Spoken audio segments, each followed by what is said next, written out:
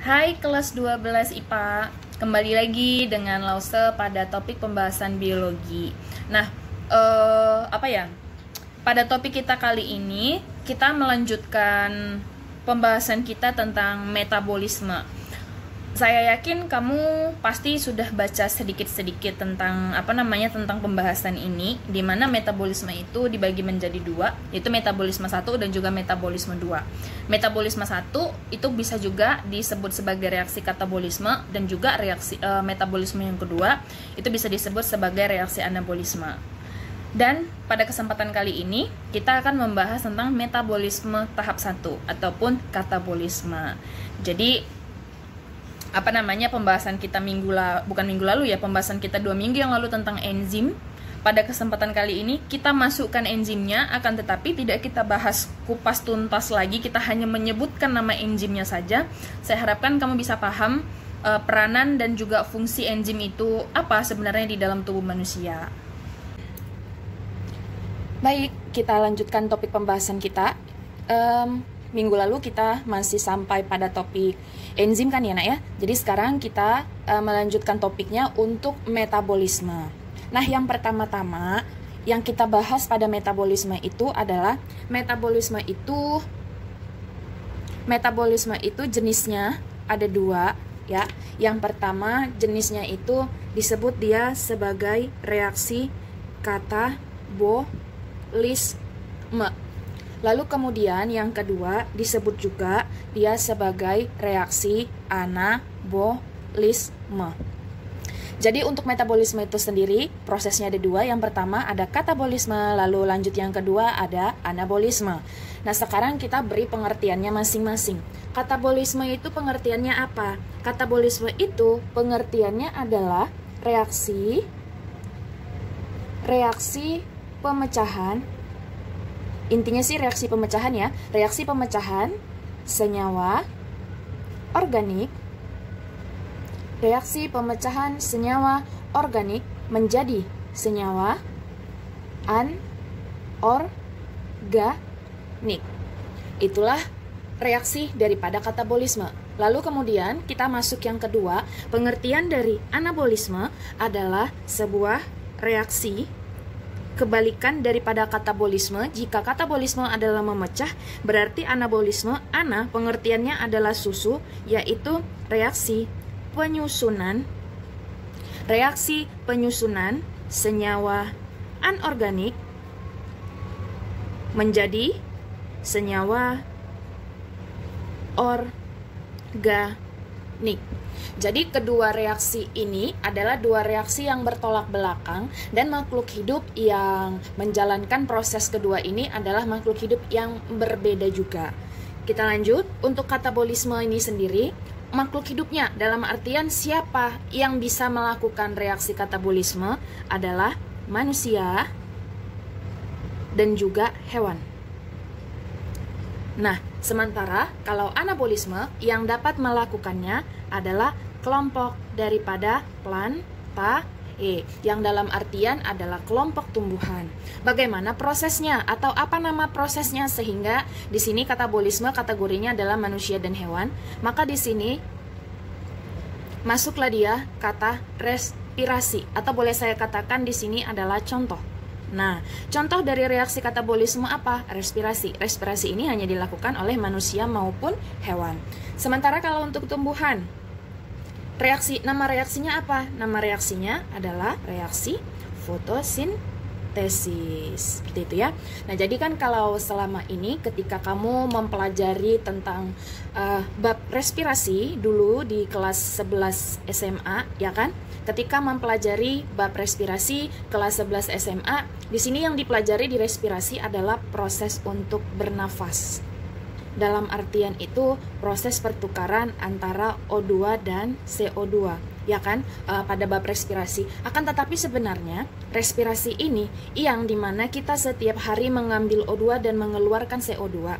Ternyata respirasi ini merupakan reaksi ataupun proses daripada metabolisme. Jadi pada saat kita menghirup oksigen, Oksigen yang kita hirup ini merupakan sebagai alat untuk membakar atau alat untuk merombak. Apa yang dirombak? Yang dirombak adalah senyawa organik.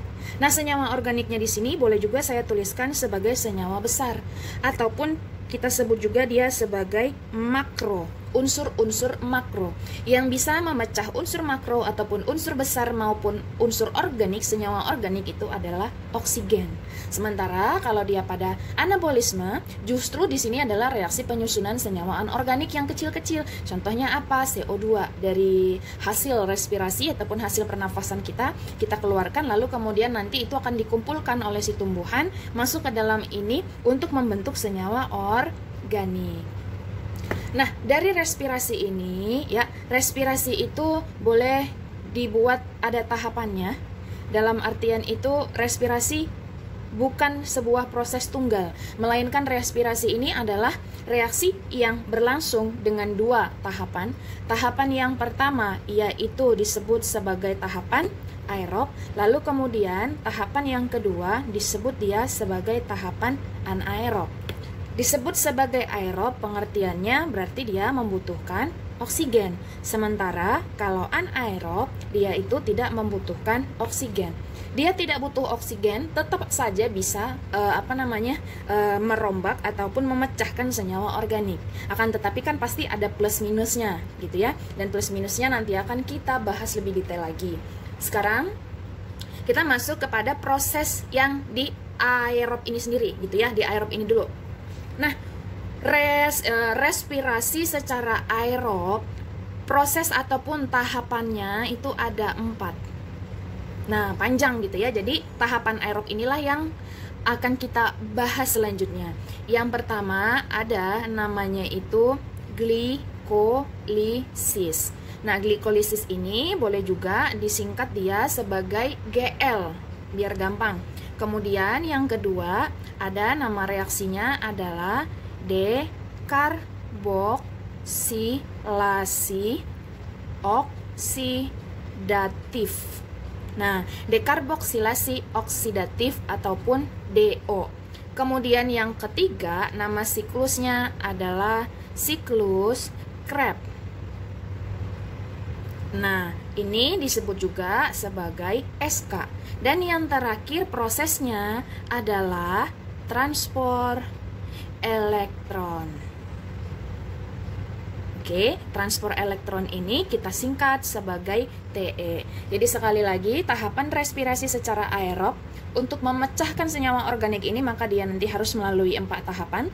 Tahapan yang pertama namanya glikolisis, tahapan kedua namanya dekarboksilasi oksidatif, tahapan ketiga namanya siklus Krebs, dan yang terakhir adalah transport elektron ataupun TE. Kemudian untuk anaerob, ya kan, ataupun yang tidak butuh oksigen. Nah, untuk yang tidak butuh oksigen, di sini sebenarnya reaksinya itu hanya satu.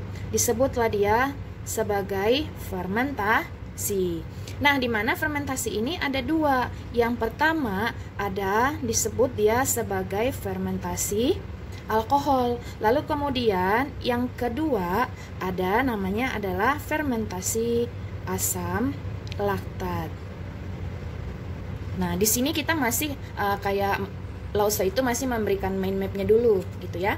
Nah, lanjut kemudian sekarang kita pindah kepada si fotosintesis ataupun anabolisme. Nah, kalau tadi pada respirasi di sini kan tahapannya ada 2, aerob dan anaerob. Kalau pada fotosintesis di sini tahapannya agak sedikit lebih simpel gitu ya. Untuk fotosintesis kita masuk kepada tahapan. Apa-apa aja tahapan yang dilakukan oleh tumbuhan untuk bisa membentuk yang namanya itu senyawa organik. Maka tahapannya hanya ada 2 sebenarnya. Yang pertama disebutlah dia sebagai reaksi terang. Lalu kemudian yang kedua adalah reaksi gelap. Maksudnya bagaimana? Maksudnya adalah jadi fotosintesis ini bisa berlangsung pada saat ada matahari ataupun pada saat tidak ada matahari. Nah, itu maksudnya ya. Jadi pada saat matahari ada ataupun tidak ada, sebenarnya fotosintesis ini bisa berlangsung. Kenapa bisa seperti itu? Karena fotosintesis ini juga merupakan reaksi yang sangat panjang meskipun tahapannya hanya ada 2 gitu. Nah, kemudian tahapannya yang 2 ini kan di sini dia tidak membutuhkan cahaya matahari ya kan. Karena dia tidak membutuhkan cahaya matahari, maka di sini pada reaksi gelapnya sendiri ada 2 jalur. Jadi yang pertama disebut sebagai, boleh kita pakai kata jalur, boleh kita tidak pakai kata jalur gitu. Nah, yang pertama ada namanya jalur siklik. Nah, kemudian yang kedua adalah jalur non siklik. Seperti itu, gitu ya. Jadi, secara garis besarnya mind map untuk metabolisme ini sendiri kira-kira seperti ini. Dan selanjutnya kita akan membahas tentang tahapan respirasi. Kita mulai dari tahapan yang pertama, yaitu adalah reaksi aerob. Oke, kita lanjutkan ya. Oke, kita lanjutkan. Nah, jadi yang pertama seperti yang Lausa katakan tadi, kita masuk kepada reaksi aerob dulu. Nih ya, kita masuk kepada reaksi aerob ataupun reaksi yang membutuhkan oksigen dulu. Dan tahapan pertamanya tadi adalah glikolisis. Oke, glikolisis ini berasal dari kata glukosa. Berarti di sini adalah reaksi untuk pemecahan glukosa, ya kan? Kemudian siapa yang masih ingat rumus kimia daripada glukosa? Maka rumus kimianya adalah C6H12O6. Ya kan? Nah, glikolisis ini adalah reaksi pemecahan glukosa menjadi apa? Menjadi senyawa yang lebih kecil lagi. Kalau kamu perhatikan di sini C6H12O6, maka di sini kan sebenarnya semuanya yang unsur makro ini akan dibongkar. O-nya nanti dilepaskan, H-nya juga nanti dilepaskan, dan C-nya nanti akan dirombak, diubah, dan juga bahkan mungkin nanti akan dibuat dalam bentuk yang lain. Sebagai salah satu contohnya, nanti dari 4 tahapan yang akan kita bahas, ada pelepasan satu gugus C, itu mengakibatkan terbentuknya CO2. Tapi sebelum kita jauh ke sana, kita bahas dulu yang tahapan pertama, yakni glikolisis. Nah, glikolisis tadi di awal sudah saya katakan adalah reaksi pemecahan glukosa. Bagaimana reaksi yang terjadi di dalam glikolisis ini sendiri? Kalau misalnya kamu buka buku paket kamu, ya kan, buku paket penerbit apapun itu, pasti di buku paket mereka itu agak ribet sebenarnya dibuat. Karena apa? Karena pasti nanti dia buatnya itu dalam bentuk misalnya seperti ini. Ada lingkaran, dan lingkaran itu nanti ada C-nya, kemudian mungkin ada H-nya, ada titik-titik dan lain sebagainya. Nah, sudah. Jadi di sini Lausa tidak memakai cara seperti ini, tetapi saya langsung memakai namanya. Kenapa? Supaya kamu lebih mudah untuk memahaminya, gitu ya. Yang terpenting sekarang adalah di sini ada kata glukosa, so kita berangkatnya tetap dari sini. Udah, glukosanya kita kita rombak dari sini. Ketika pada saat kamu lihat ini, ya kan, yang C6H12O6-nya ini, ada berapa atom C-nya? Ada 6, ya kan? Berarti glukosa di sini jumlah atom C-nya adalah 6. Nah, 6C gitu ya. Kemudian sini saya tulis lebih tebal lagi. Nah, 6C. Jadi 6C inilah yang harus diubah. Kenapa? Karena masih terlalu besar. Karena istilahnya itu yang tubuh gitu ya, yang paling kecil daripada struktur organisasi kehidupan makhluk hidup adalah sel. Di mana sel ini hanya mampu menyerap unsur secara molekul dan juga menyerap secara atom. Nah, meskipun di sini atom C-nya ada 6, ketika pada saat mau diserap oleh si sel ini masih kebesaran. Jadi masih perlu dirombak lagi, lebih kecil lagi. Bila perlu, di sini dia bukan 6 akan tetapi memang langsung 1, C seperti itu. Kenapa? Untuk memudahkan penyerapan daripada sel-sel yang ada di tubuh kita. Oke. Jadi kalau saya lanjutkan kembali. Nah, di sini glukosa 6C akan diubah menjadi glukosa, 6P. P itu maksudnya fosfat gitu ya. Glukosa 6P. Nah, pada saat pengubahan glukosa ini menjadi glukosa yang di bawah 6P, di sini terjadi penggunaan 1 ATP ataupun penggunaan satu fosfat gitu ya. Penggunaan energi. Nah, jadi proses pengubahan glukosa 6C menjadi glukosa 6P ini dibarengi dengan pelepasan satu gugus fosfat dari ATP menjadi ADP. Sudah? Jadi di sini dipakailah istilahnya ATP-nya untuk mengubah glukosa menjadi glukosa 6P. Lalu kemudian glukosa 6P akan diubah menjadi fruktosa, 6P. Nah, pengubahan glukosa menjadi fruktosa 6P di sini terjadi reaksi isomer ataupun isomerisasi. Jumlah P-nya sama, gugusnya juga sama, 6C juga, akan tetapi di sini hanya pengubahan bentuknya saja gitu ya. Lalu kemudian fruktosa 6P itu akan diubah menjadi fruktosa 1,6 bifosfat. Nah, jadi sudah mulai panjang ini nama-namanya ya kan? Fruktosa 1,6 bifosfat. Pada saat pengubahan fruktosa 6P menjadi fruktosa 1,6 bifosfat, juga di sini ada terpakai ATP. Nah, ATP-nya terurai ataupun dilepaskan menjadi ADP. Nah, di sini maaf saya salah tulis ya. Ini ATP, ini ATP, ini ADP. Nah, seperti itu ya. Karena dia pelepasan. Lanjut kemudian fruktosa 1,6 bifosfat diubah menjadi dua bagian penting. Bagian penting yang pertama adalah DHAP, kepanjangannya adalah dihidroksiaseton fosfat. Lanjut kemudian, bentuk yang kedua daripada pengubahan fruktosa 1,6 bifosfat menjadi pegal ataupun fosfogliseraldehid. Pada dasarnya, DHAP dan PGAL ataupun pegal ini adalah sama.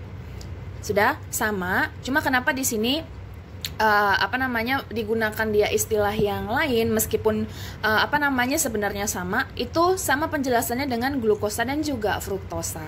Seperti itu ya. Nah, kemudian kita lanjutkan DHAP. DHAP ini atau dengan kata lain tadi kita beranjak dari glukosa 6C sampai kepada fruktosa 1,6 bifosfat, itu atom C-nya masih sama jumlahnya yaitu 6. Ya, jumlah atomnya masih sama-sama 6. Kemudian setelah dia diubah menjadi 2, berarti kan tinggal setengahnya aja. Nah, DHAP itu mengandung 3C.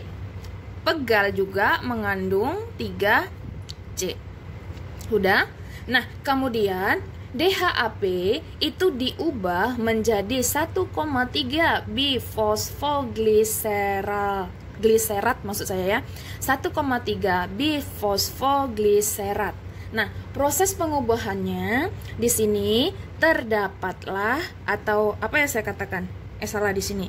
Nah, proses pengubahannya ini terjadi pengikatan satu gugus fosfat.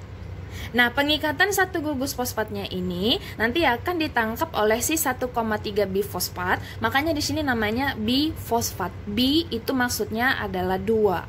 Jadi atom fosfatnya sudah ada 2. Nah, kemudian dibarengi juga dengan proses pembentukan NAD menjadi NADH.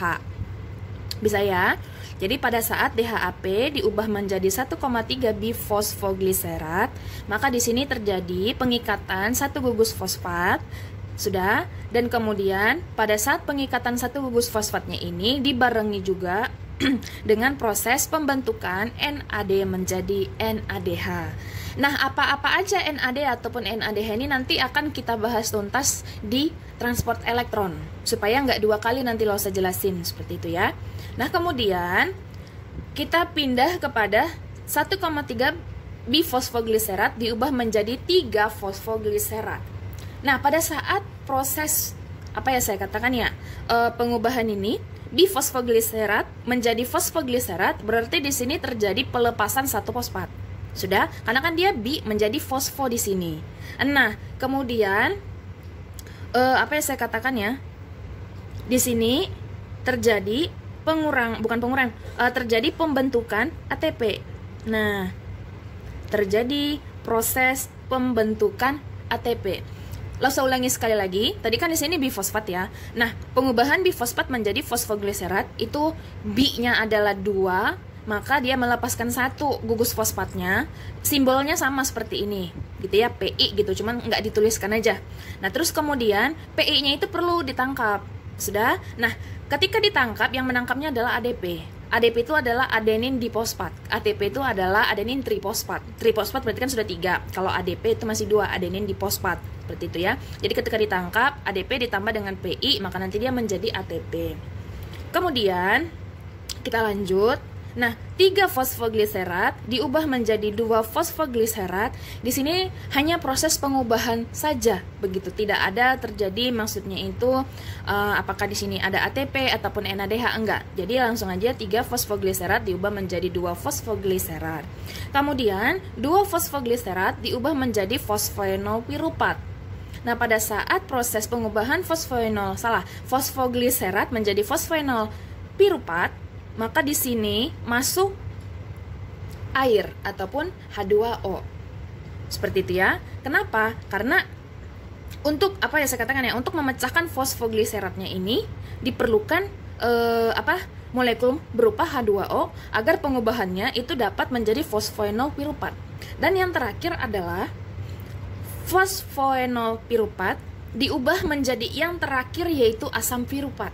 Nah, pada saat fosfoenol diubah menjadi asam piruvat, di sini terjadi proses pembentukan ATP dari ADP menjadi ATP.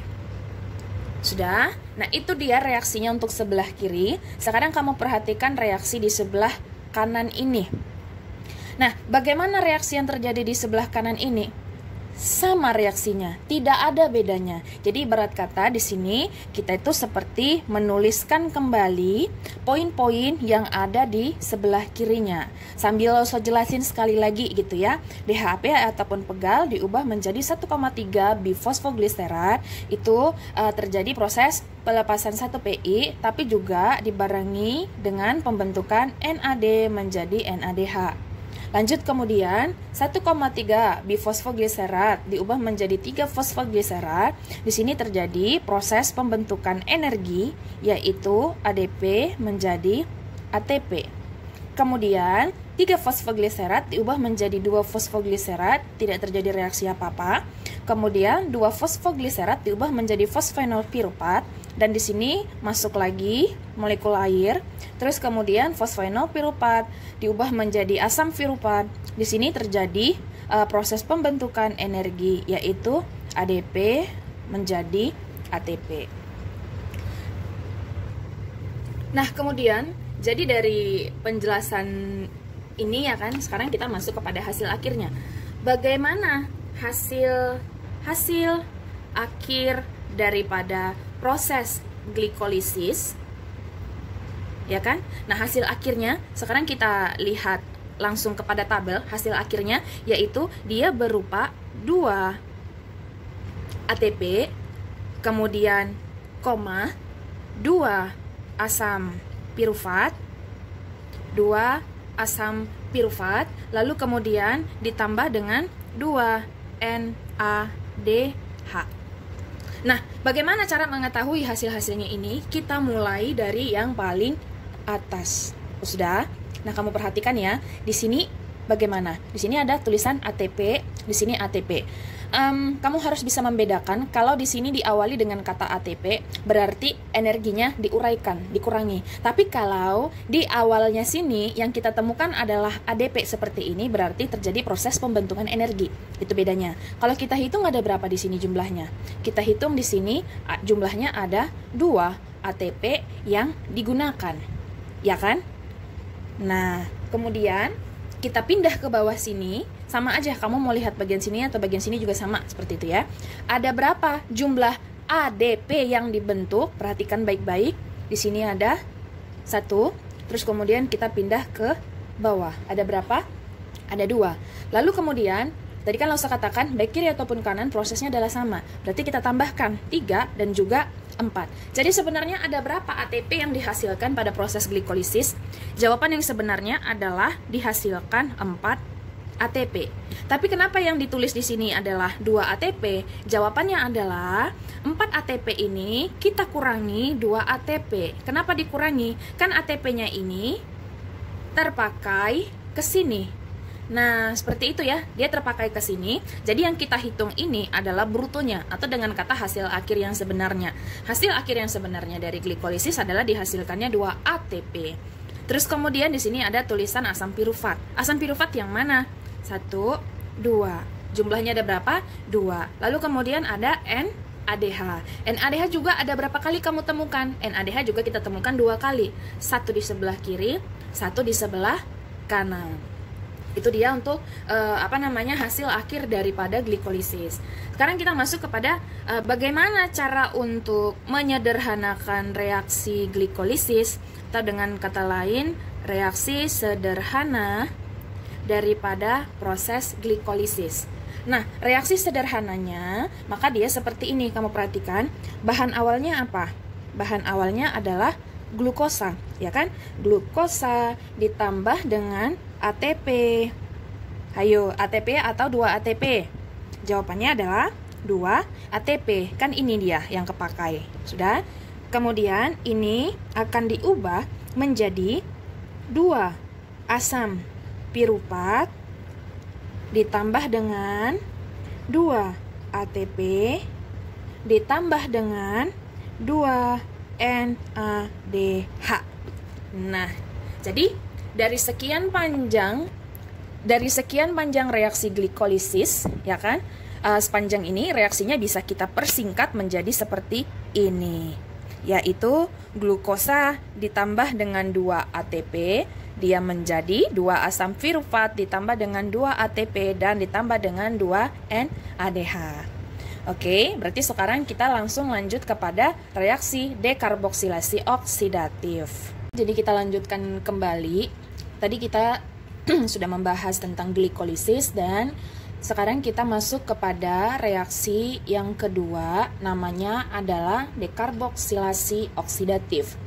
Nah, untuk bisa masuk ke dalam dekarboksilasi oksidatif ini, ingat kan sebelumnya kita dari proses yang namanya itu glikolisis, hasilnya yang pertama kan ada asam pirufat. Lalu kemudian hasil yang kedua ada dia berupa ATP. Lalu kemudian hasil yang ketiga ada dia NADH. Udah, terus kemudian kan di sini jumlahnya ada 2222. Nah, dari ketiga ini asam pirufat, ATP dan juga NADH. ATP dan NADH ini merupakan simbol-simbol untuk energi.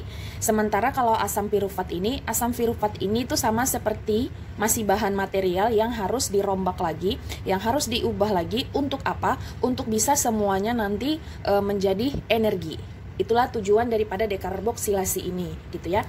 Nah, jadi asam pirufatnya yang ini kita masukkan dia ke sini, berarti lanjutan daripada glikolisis. Nah, asam pirufat pada saat dekarboksilasi itu nanti akan diubah menjadi asetil CoA. Kepanjangan daripada CoA itu adalah koenzim A. Jadi kayak emang sengaja disingkat gitu ya nak ya, menjadi CoA, asetil koenzim A. Nah, kemudian asam pirufat ya itu dia memiliki 3 atom C. Sudah? Asam pirufat memiliki 3 atom C dan asetil CoA dia memiliki 2 atom C. Dari 3 atom C menjadi 2 atom C, berarti kan di sini kehilangan 1 atom C, ya kan? Ada hilang 1 atom C-nya. Nah, lalu kemudian atom C-nya ini tuh hilang dalam artian itu dilepaskan oleh si asam pirufat agar dia menjadi lebih sederhana ataupun menjadi lebih kecil lagi menjadi asetil CoA. Lalu lalu 1 atom karbonnya ini ataupun C-nya itu nanti akan diubah menjadi CO2. Nah, jadi 3 atom C-nya ini diubah menjadi 2 atom C, satunya hilang dan yang satunya ini nanti akan berikatan dengan O2 sehingga dia menjadi CO2. Nah, kemudian pada saat pembentukan CO2 ini sendiri, di sini akan masuk bala bantuan CoA ataupun koenzim A ini sendiri, begitu ya. Jadi maksudnya seperti CO2-nya ini diikat lagi dengan koenzim A. Koenzim A ini kan masih kelompok daripada enzim.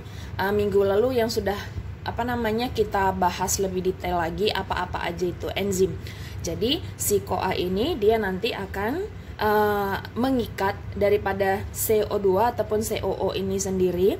Nah, terus kemudian itu nanti akan menjadi CH3COO-. Seperti itu ya. Reaksi daripada koenzim A berikatan dengan CO2 ataupun COO itu nanti dia akan menjadi CH3COO-. Nah, pada saat ini simpelnya sih seperti ini. Asam pirufat ketika dia melepaskan satu, dia menjadi CO2. Nah, CO2-nya ini prosesnya tidak berjalan dengan sendiri karena untuk mengikat si atom C-nya ini dengan ini diperlukanlah koenzim A.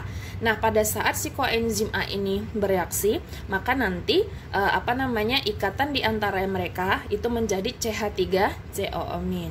Nah, dari hasil pembentukan ini CH3COO- di sini akan terbentuk energi tingkat tinggi ya, disebut dia sebagai NAD berubah menjadi NADH.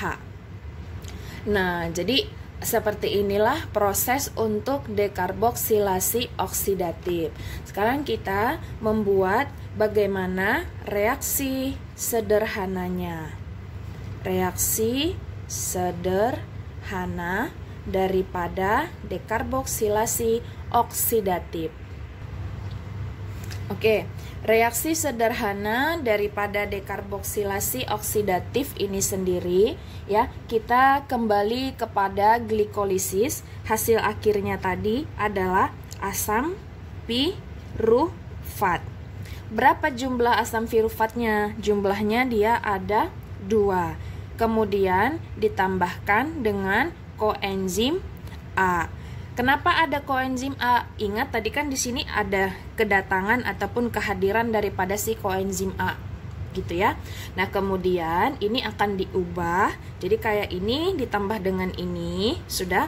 Maka nanti hasilnya dia menjadi 2 asetil CoA, 2 asetil CoA ditambah dengan 2 CO2 ditambah dengan 2 NADH. Nah, kemudian ini adalah reaksi sederhananya, ya kan?